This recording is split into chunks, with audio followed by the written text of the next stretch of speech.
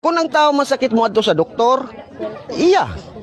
Kung ang tao masakit mo ato sa mga healing, pasag dahil lang. Ana lang.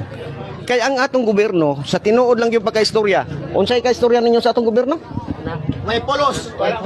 Dili ako ha? Dili ako ang nag-istorya. Ilan ang sulti? Ang pamalaod sa Pilipinas para ra sa kwartaan. Kini na diri kadaghanan ani majority ha. Dili taga diri. Kami gikan pa ni Cagayan de Oro. Gabi.